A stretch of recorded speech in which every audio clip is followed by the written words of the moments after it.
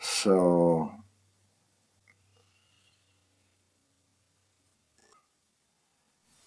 most of the real activity in all of this, of course, occurred BC, before computers.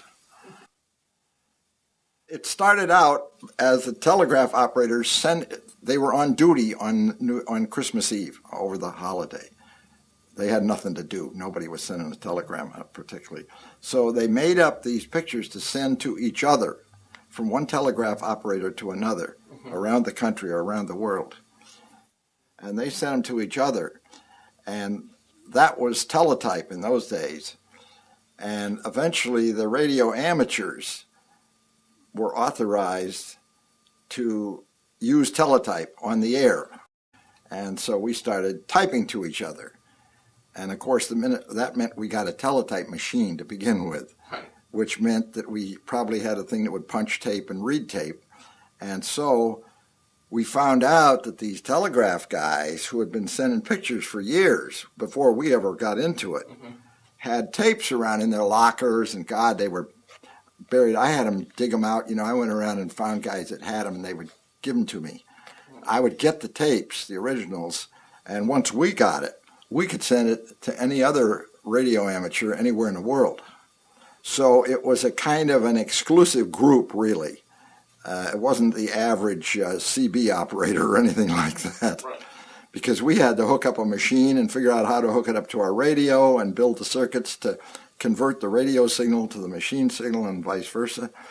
Every time you sent one, there were 20 guys out there all punching tapes of it as they received it.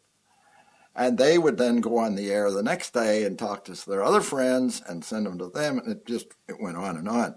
So it just grew like topsy. The computers have basically wiped it out, you might say. I mean, it's no big turn on for a young kid today. A young kid, I don't know how they would get interested in it. They'd say, so what? Hell, I can do blah, blah, blah with a computer. So that time is gone.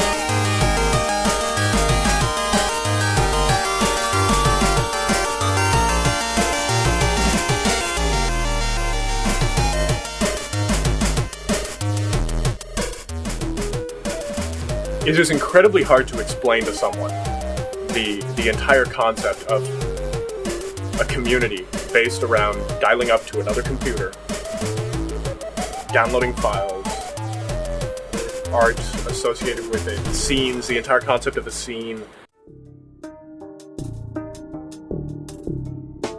I've tried to explain what ANSI and art groups and the meaning behind it is many times, and never once have I been successful at it.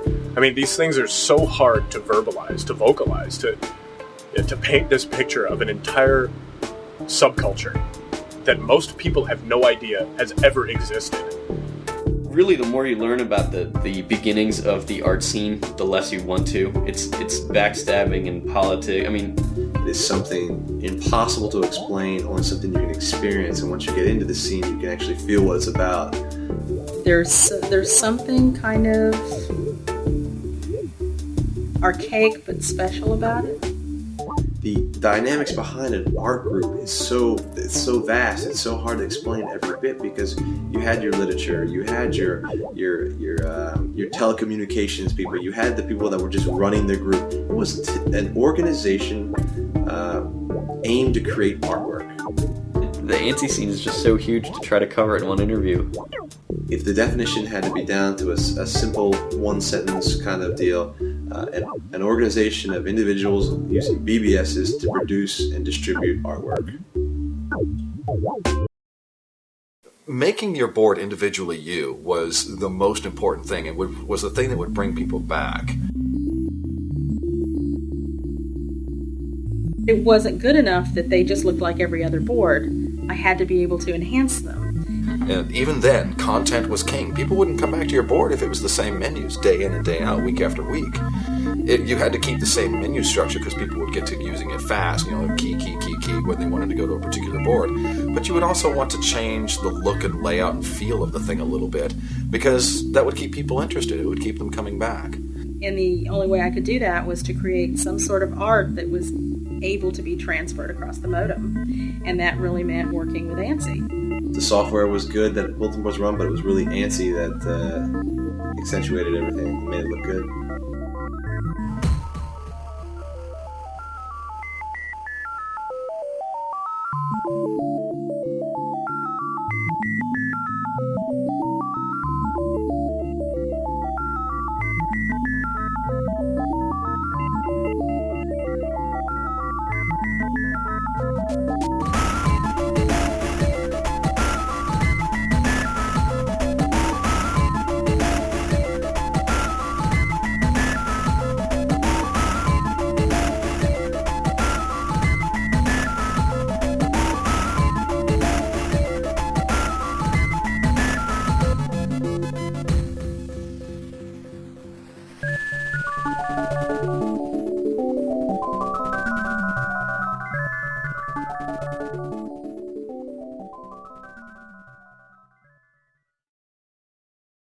There were user groups on CompuServe, and everybody pretty much had handles.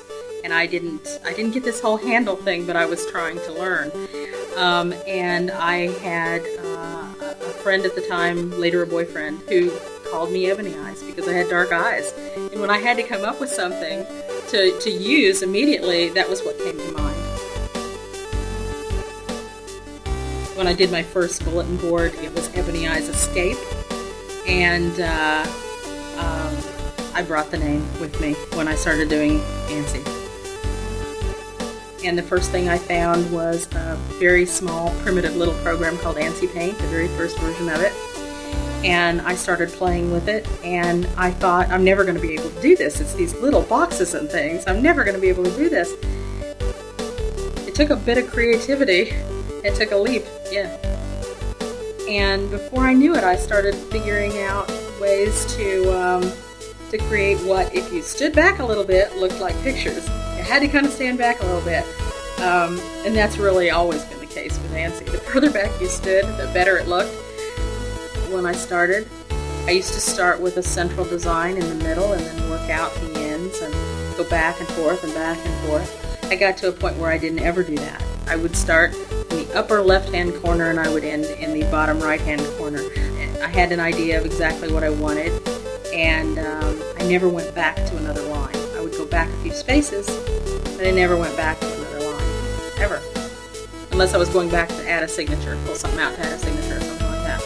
Because it isn't like you had, this high-class HP colored Laserjet that you could pop them to and just, well, let's just look at it that way. Your options were really limited. It was the whole stone, knives, and bearskins. That's what you were doing. But it was what we had to work with. And I loved it. I just loved it.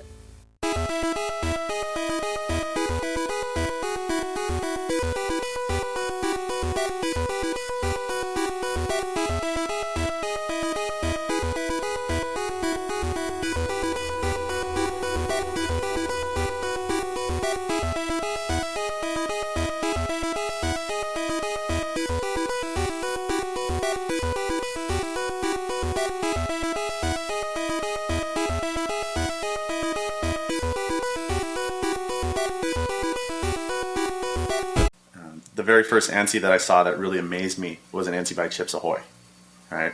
And I was just like, Jesus Christ, this is amazing.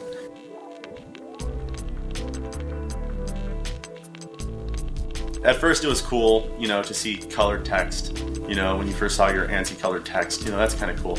But then these people took it to a whole different level that I had never seen before. And it motivated me because I had an artistic background, and I said, how can I contribute to this? Is basically what I wanted to know. I don't know precisely when they, were formed and who all the founding members were. I just know a few. I know that once I did join, I started calling out other boards, as I had been doing anyways the whole time, all over the world. And I started seeing other people who were doing really good artwork, and I said, you should join Aces of ANSI Art. You have very good artwork. They would just basically draw an ANSI for the board, and it would stay on that board. It wasn't being sent out other places, other boards. That was an unheard of idea at the time. It was kind of like, okay, BBS such and such needs an advertisement. Here you go. And it would be stored on the headquarters site and that site. And that would be it. There would be no other redundancy there. After I joined the group, I would start going around just dialing boards at random. They didn't have to be an elite board. I found a lot of people that were kind of in the, PD-ish type of scene, and just said, your artwork is, really good. You need to come join Aces of ANSI Art. This is great what you're doing. It was in September of 1990 that, how do I put it? Well, there was a couple things going on. First of all, the only two people that were local were myself and the Beholder, and the world headquarters of AAA locked out locals. And by accident or not, they locked out members of a group that they were headquarters for. And so that kind of made us go, well, how does this get overlooked, And then we also kind of decided, who's doing all the work for this group now? And it was us. So we decided to form this group. ANSI Creators in Demand just kind of popped in my head. We were just throwing around ideas, and I'm like, ACID, and the name did come before the acronym, of course. But they both kind of popped in at the same time. And I was on the phone with Grim at the time. He was like, that's it. Yeah, that's what we're going to call it. And then ANSI actually formed as sort of a response to ACID. Not really, just to get ACID, but it was sort of a second group. And there was really ugly early politics before our first pack. The first ANSI pack was in August of 1992. I probably saw my first ANSI pack in late 92, which is right after they started releasing, maybe early 93. And that really blew my mind. I hadn't seen an ACID pack. And just seeing it just sort of like made me decide that no matter what, I was going to get an ANSI. And so that's when I really started doing ANSI seriously. And I eventually had to beg my way into ANSI trial. I was talking to Metalhead, who at the time was like the big ANSI guy. It was me, Force 10, Tempest Sales, and Lord Mischief. And they all slowly dropped off. And I became pretty much the person that was active as staff. And probably for about a year, I was pretty much the person that was active as staff, and the person making decisions, and the person dictating what was going on. And then eventually, I brought some other people in, and some other people got brought in as some of the older staff members got active again. So I was talking to him, trying to, I talked to him on the phone. I was like, networking with him, trying to get my in with ANSI. And Christmas Eve of 93 was when I gave him a new ANSI. I gave him one that he said was pretty good, and then I gave him this new ANSI, and I remember he said, "Did you draw this?" And I said, "Yeah." He said, "Okay, you're in ANSI." So that was how I got in the group.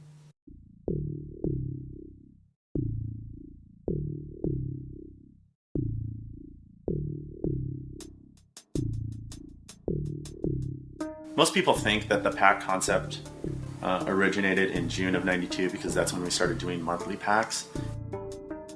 ACID and Mirage were the first two groups to release monthly packs, and then maybe 4 weeks later ANSI had one. And Whereas before, you just have a bunch of straight ANSI artwork out there, and maybe an occasional report or an interview in a magazine, perhaps. But it was really hard to, keep things together and keep a collection of things before people started doing, monthly issues. I think it is a very valid statement to compare art groups to a talent show, where a bunch of people every month got together, put on an art pack to see who was the best and who had bragging rights on who was the best. See, that was the thing. I never really understood what the competition was all about. It's like, who can get the most ANSIs out, or who can cover the most advertisements, or was it just who can do the best ANSIs? For the art scene, it was fantastic because people would put their all, spend a month working on a new ANSI just to try to one up the other guy, and the other guy would be doing the same thing. Competition creates activity. Activity creates, all of a sudden, we have a scene. Without the rivalry, you would have never seen the same level of production or interest or anything. ANSI groups were a struggle because as much art as there was and as much as people did like to do art, the competition was always to not only get the best art, but to get the most amount of art, because people would judge you on, if you had like 20 pieces of art, even if they're fantastic, people would go, oh, that's a weak month for you. So you had to be able to get the art out. And if you got the art packs out, maybe a day late or 2 days late, people would start criticizing you right away. They'd say, oh my God, they took, an extra day or an extra 2 days to get the art pack out. Like, what are they doing? Maybe they're falling apart. Every month, the competition was the point where both groups would come up with their packs on the first or the second of the month. And then you'd have a series of electronic magazines that would come out and would rate all the packs and decide who was the winner of that month.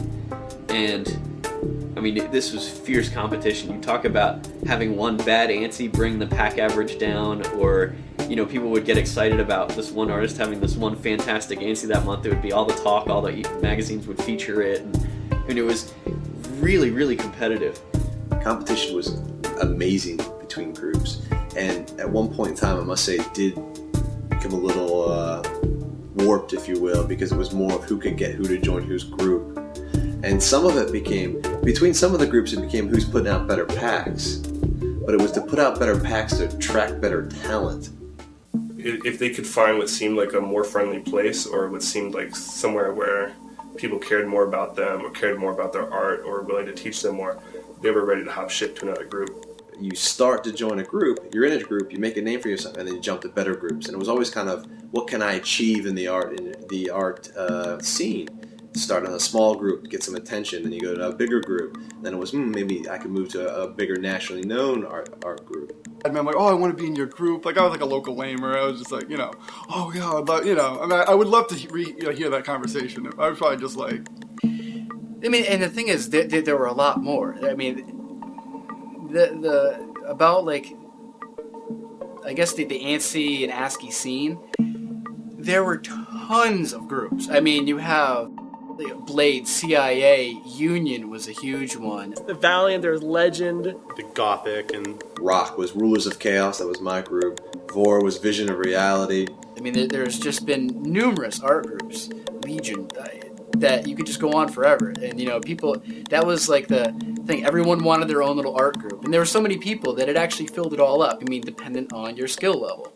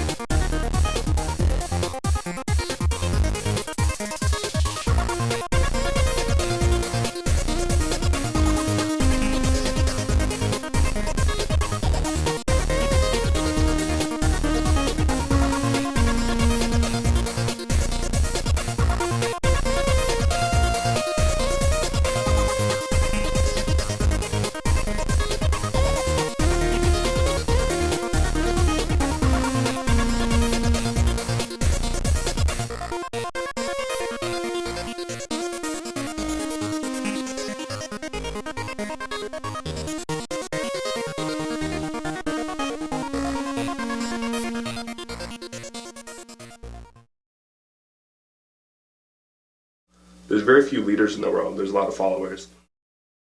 And there's very few people that will actually take the initiative to go and do all the work that it takes to actually put together a group like an ANSI group. Because a lot of people that ran ANSI groups were early teens. I know when I got into actually running ICE, I think I was like 14 years old, 13, 14 years old. And it's kind of hard to, manage anything at 13 or 14 years old, let alone a group of maybe about 100 people. I mean, being senior staff back then was so much work. I mean, I took one summer, thankfully I was like 15 years old, so it wasn't a big deal, but one summer I didn't have a job and I just sat every day calling people, getting new artists, arranging, organizing the pack. I mean, it was like I spent so many hours just running the group. By that point, you have no life whatsoever, right? There was a lot of work that went into this. Putting together an art pack is not an easy thing. It never was. It took a lot of time. I had skipped many family vacations to put out ASCII packs. Some of the biggest challenges were collecting all the artwork. Now, being the world headquarters, that's where all the art had to end up. It had to end up there for the pack to go together. And we have inside the world headquarters, obviously you can have different sections, and based on your access to the bulletin board, you can have sections. Now, being the world headquarters, if you were a rock member, you would get access to the rock area, which was special. And all uploads had to be there by this time here, and then I would put packs together. What that would entail was people uploading it to the bulletin board closest to them, or if there wasn't an ASCII member board closest to them, the courier scheduling a time and working out a time to call them. And we would always be in very close contact with all of our artists, always. And it was always by phone. I mean, email was nice if we couldn't get a hold of you, but ASCII was a very social group. And so we would have conferences constantly. And we'd be like, hey, here's what we're doing, here's what this person's doing, and what are you doing right now? What kind of ANSI are you working on? Which was always the biggest problem. Motivating people to draw. Nearing the end of the month, hey, it's a week before the release date. I don't have any art. I would start calling out people. I would do what Radman did. I would call their homes, call their work, get a hold of them, draw for the pack, it's coming out. This, it comes out every month. What are you doing? Do you want to be in the group or don't you? Do you want to draw or don't you? If you don't, then fine, it's okay. Just let us know. Just because it's not like the internet where you have email, you send an email and it goes right to that person. Then if you want to send a mail to somebody, you had to make sure that you were on the right board that they were on also. You also had to make sure that you were on the board that they probably would check it sometime in the near future, so you could leave them a message and start collecting art. I'd call someone on the phone and say, you upload this to this certain board and you upload it to this one. And so there's a lot of phone calls going on, but we would get them to do those boards, and from there it would sort of spread out. Couriers who wanted to join, they had to have, we would ask and expect them to have multiple phone lines, of course, multiple, as many as possible. They could dial up multiple bulletin boards at the same time. If they had 2 computers and 2 modems, great. And it would be also a requirement that they have call waiting and three-way calling. It was a constant struggle. It was a constant struggle of, hey, why don't you join my group? Hey, whatever, we have these people. It was a lot of offering, like, oh, look, we have this really big name. And that person would go like, oh, wow, you have that guy in your group. And it's like, yeah, I can let you actually talk to that guy. I can let you actually, he might actually give you a tip or something. He might actually take your ANSI and take a look at it and maybe make a change or two and show you how you can make it better. And they'd go, oh my God, let me come into the group or something like that.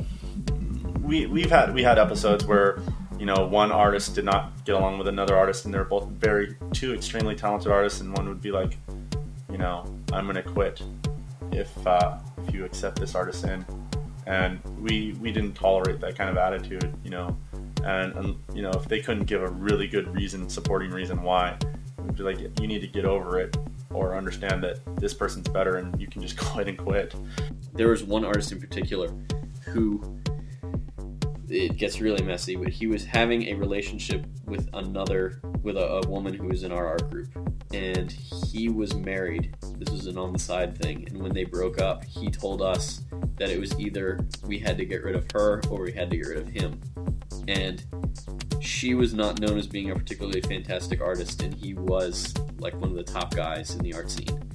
And I didn't even consult with the other senior staff. I just said, okay, bye superstar, where if you give me an ultimatum, no chance. And so we got rid of him. Whether it's the guy who's running the group, taking advantage of all the artists so that he has some additional access, or it's the artist going back to the local AC and saying, hey, I'm a big, important underground art scene guy, call my board or do whatever it is. It's like that whole class structure. There was a brief period where I actually said yes, I would join ICE, with the caveat that I would still be an ANSI. I forget who I was talking to at the time, but I think that caused quite an uproar. I think Radman called me up and some other folks from some conference, and they're interrogating me, about like, did you really join ICE? What was this all about? And, you can't tell me this isn't true. He seemed really heartbroken by it, and so I said, yeah, there was this time, there was this call, and this guy, I forget the guy who asked me to be, and he said, it's cool if you're still an ANSI, just be an ICE and just put, make us a logo every once in a while.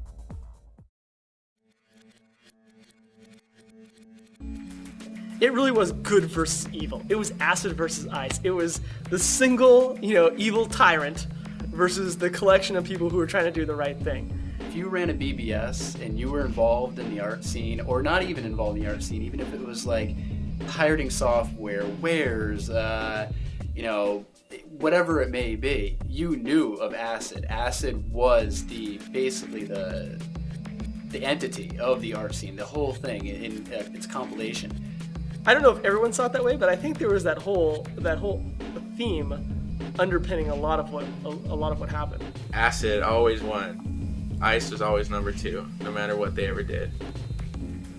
Do you think it was their fault, or just ACID was that good? No, it was just that, ACID was always one step ahead of ICE. And ICE just, Yeah, my thought is, one of the clips that you played for me about ACID always being a step ahead of ICE, I believe this to be totally untrue. I'd just like to get that on tape. ACID! Yeah, I like ICE. I like ICE the most. They're the most popular ones. ICE came out with some great stuff, but even if they had a great pack that month, they just still didn't have the history ACID had. And while ACID was very good, I really think it was pretty much an even battle between the two. Other than believing that ACID was pretty much at the center, pretty much of an evil group. ACID has always basically been number 1. That's what it amounts to. It's never been questioned. ICE questioned it. We're number 1. No, you're not number 1. ACID is number 1. ACID will always be number 1. ICE rules, ACID sucks. Let's see. You had to have a lot of time on your hands to be able to do it, because ANSI was such a slow process, especially to do very good ANSIs. It was a very slow process. I work half an hour here. Sometimes I'd get like a whole stretch of like 5 hours in a row. Like I just surround my computer with, munchies and whatnot, and I just haul on it. And then, some of the pieces, like the bigger ones, like if they're like 600 lines, which is pretty large, it took me months. Doing this every so often, I'd make something else, and I'd probably be making something else at the same time. The longest ANSI that I ever worked on, I think, was actually 2 months of really working on it, not just 2 months where I'd have 2-week breaks in between, but I'd really be doing a little something to it every day. And it took me 2 months to finally get all the blocks right, and get all the colors in each block right, and get the little shading between it and everything. What made ANSI was how creative you were with it. You almost had to trick it out into doing things that you wanted to do.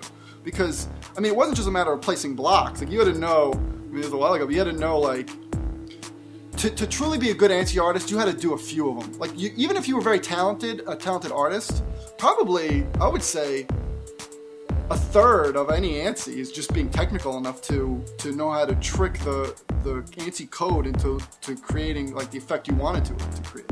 We had 15-inch monitors, which are 14 or 15, which were pretty much standard. That was what you had, and so the screen was obviously cut down in size. Now, whenever I drew a piece, sometimes I would sketch something out on a piece of paper and and go from there, just so I can get the general concept of it and then translate it to the ASCII or ANSI. But then one day I totally neglected my computer. People clean them off constantly, fingerprints annoy the hell out of them. Well, I let the actual dust build up on my screen, so there'd be a film of dust all on there. And it was it's a horrible thing to do to your computer, but what I would actually do is take that dust and I would trace in a logo or start a picture. So then it would have it in the dust, and all I had to do is trace it with the actual ANSI characters. They use different characters on the keyboard to sort of represent a 4, the way a 4 is shaped. They can use that to make a curve or something like that, or a B would be it's shaped like this, and that would sort of be a curve going down, you know what I mean? And they'd have $ signs and things like that to really bring out textures. What it is taking away the restriction of a letter and turning it into art, basically. It's can I take an A and can I remove, let's say you take a capital A, so you have the upside down V with a cross through it, right, a bar. Let's say, can I take away the bottom half of that and have it still look like an A? Can I stretch it out, make it oblong? Can I make it, how can I twist and shape this letter to suit my needs and what I want this piece to look like and still have it somewhat legible? As you progress, you stop looking at it so much as letters, but more of this is the foundation of what it will look like in the beginning, and then in the end, this is what it's going to look like. It's more of a foundation. The letters are a foundation. They're not the main point of the piece, so to speak.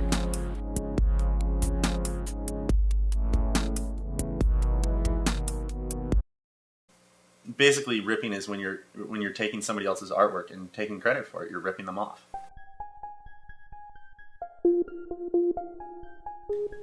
To rip someone's artwork was a huge, huge problem.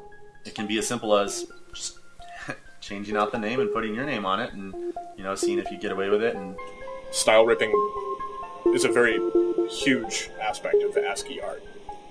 Style ripping is almost like committing murder in the scene. Ripping was probably through the art scene. That was the lowest form of art. Actually, taking somebody else's piece and manipulating it so it's yours, but it's really not. I actually experienced a time when one of my members stole a font from another group and put it in our pack with his name on it. And I sent that out to everyone, all our distribution sites, everyone to review and rate. And someone came to me saying, your member's stealing. What are you talking about? Now, there were so many art groups out there at the time. There was no way in hell that I was going to be able to check everything. I had to take the word of the person. Did you create this stuff? And it was pretty obvious. You don't submit something that's not here. The ethics. And this person specifically did. And I remember in the next month when I found out, formally apologizing to the group, saying, I'm sorry this happened. I was unaware of it. I would not do that. That's not what we're here to do. We're here to make incredible art and try to recruit people to have a good time, but to provide high-quality art. And I apologized. And I remember writing apologizing and then telling him to fuck off out of the group as well. We always had rumors of people ripping, and we would always have to investigate it. And generally, I would go into it siding with the ICE artist and looking for conclusive evidence that they actually did something wrong. Because a lot of times I think the ripping charges were definitely, people got really overworked over something that was really small. People were so adept, they would be able to sit there and notice those things, like a basic line structure, or even down to the point of where the character strings in order to make a curve. Like some people would use a pound sign that goes to a power sign and so on and so forth. And that was the way that people did those things was their signature style. The way that things formed, the characters they used was what built it. Because that's what creates your style, your personal style. This is how I do the corner of a D. It's that type of minutiae that distinguishes you from another artist. It seems ridiculous in some people it would seem ridiculous that you can take two Ds that look almost the same, yet the fact that one has a certain type of curve on it, you can look at it and go, it's that artist, as opposed to this is that artist. There was one guy named Trauma who ripped other ICE members' artwork in his and had a webpage where he was just taking pictures from other ICE members and saying it was all his artwork. And another senior staffer, Mass Illusion, his way of dealing with that was to call the kid's dad and tell them that his son was infringing copyrights on the internet, and his dad wrote a check to pay, and his son lost net access for a while. But then Trauma came back and reapplied to the group with a different name, and I was looking through his personal information, and I remembered his phone number because of that episode where we were calling his dad, and I looked it up, and it was him reapplying with more ripped artwork to get back into the group again. How would one do that without being caught? You're always caught. You're always caught because people look, and anybody that looks at ASCII art with any sort of regularity, basically, they would know. They would know. I mean, entire packs have been devoted to pointing out that this person style ripped this person. Chances are, if you're ripping off an acid ANSI, somebody's going to know, and we're going to find you pretty quickly, and we're going to find out everything about you pretty quickly, depending on what you're trying to do and what you're trying to gain from passing yourself off as an acid artist. Because basically what you've done is you've taken something that someone has created out of their own mind and taken it from them. It's like taking their child. Yeah, so I was never a huge artist. My main function was to organize the members of groups. And at this point in time, there was another group called Triad, Canadian group, and we started getting communications from them here and there. And they actually approached us and said, we're looking to expand. And they were having problems attracting U.S. members. So all of a sudden I started talking to their president and vice president on phone calls. The issue was, how do we merge the group and keep our name? How do we keep rock? We've got a name for ourselves. What can we barter? And this one in the negotiating skills. It's quite amusing to be, 17-year-old negotiating with someone in Canada about how you're going to merge an art group, who gets what and why. And some of the things that were negotiated were the world headquarters. That was very, very, very important to these guys. They wanted world headquarters. So my board, too fucking hostile, I gave it up and said, you can have world headquarters. Okay, we want to keep our name. What do you think about that? Whew, that was a sticking point. So after negotiating and back and forth, kept the name Rock, merged them together, gave the Canadian headquarters to them. They had a Canadian headquarters and they had a world headquarters. My board became the U.S. headquarters. There was dual presidents. I was a president along with another guy. The one main thing that was very, very cool is that somehow I got to keep the name and I managed to keep control of releasing the packs.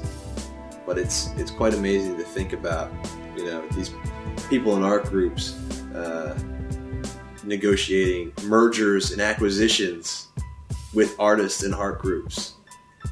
I always find that quite amusing.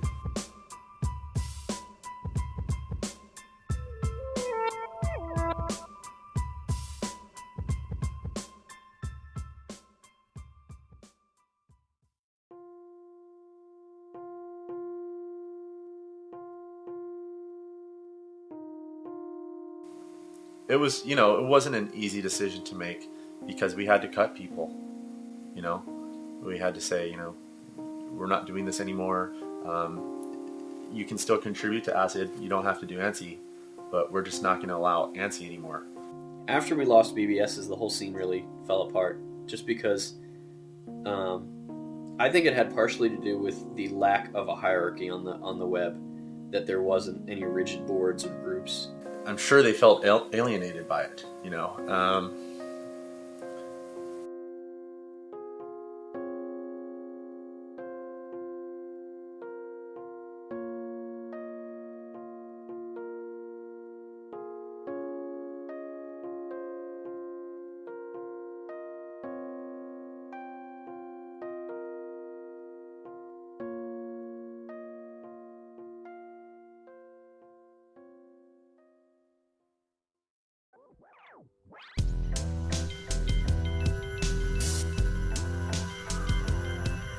for a long time I've always, I guess worried maybe isn't the right word, but hoped that what happened wouldn't be lost, because I think it's historically significant in a lot of ways, the whole BBS scene in general. My art group is dead because I'm not there anymore. It's not my art group anymore, it's someone else's. I'm talking to all these people all over the world with, like-minded ideas who are really interested in computer art, specifically ANSI art. What more could you want? I mean, it just sounds insane. I mean, the whole community sounds absolutely insane when it's heard by somebody who really has never heard or known about BBSs and what possibly goes on with online communities. There was rivalries based on like nothing but I want to be. I can't really explain it. See, that's how complex it is. I really couldn't put it in words. It has been so important to so many people for so long. And it really does belong on museum walls, as far as I'm concerned. It's almost incomprehensible how much time and effort was spent on drawing little colored blocks. I mean, I know that in the later days it sort of became popular to talk about doodle boys and doodling ANSI and things like that and sort of demean it in a fun way. But I mean, really, it is a silly pastime in a silly medium that has no practical use whatsoever, other than to maybe get yourself, 10 or $15 from someone who will pay for your ANSI or to get your access to wares. Dude, I got 40 to 50.